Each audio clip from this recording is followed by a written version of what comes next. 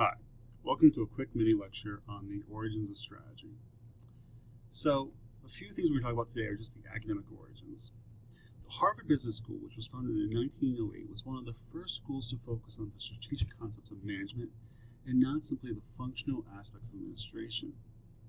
Right? One of the first course descriptions from the school actually read that it was trying to provide an analysis of a business problem that shows it's not only relational to other problems in the same group, but also the intimate connections of groups overall, right? And it's not surely intra-departmental or within the same group, but rather it's interdepartmental, right, between groups. Now, economists actually produced some of the earliest academic writing about strategy.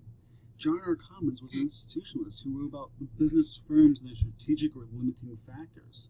Chester Bernard actually followed up on this by saying, in an example, if we wish to increase the yield of a grain on a certain field, right, and on analysis, it appears that the soil lacks potash, right, a mineral. Potash then may be said to be the strategic or limiting factor. This was then followed up by Richard Coase, who was possibly the first actually organizational economist. Right? He asked why firms exist at all. Right? This was in 1937, and it was work The Nature of the Firm. And it's still being cited today, and it actually won a Nobel Prize for his concepts. And Joseph Schumpeter, in his book, Capitalism, Socialism, and Democracy, actually proposed that business strategy encompassed more than simply price setting as defined in traditional economics.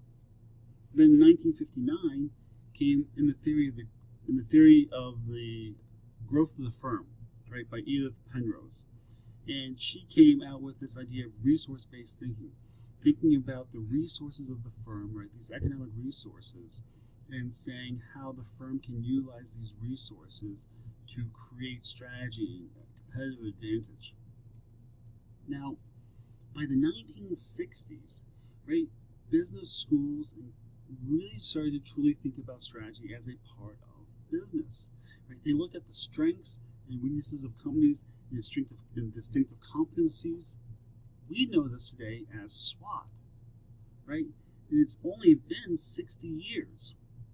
Now, part of the reason all this came about really in the 1960s was due to the diversification of companies, technological changes, and things such as the laser, DRAM, the Telstar, which was the first global communications satellite, which started GPS services.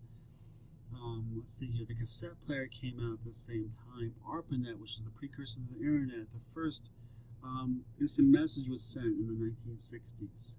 So it's a time of great innovation, and there were bounds and leaps moving forward.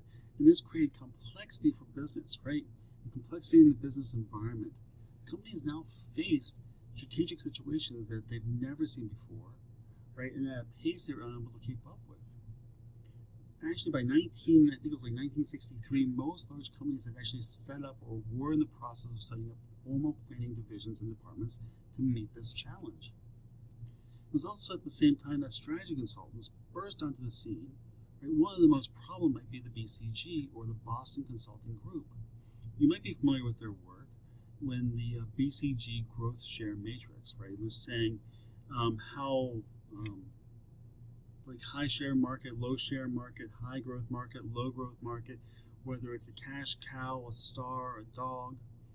And this was truly the boom of strategy in the business community.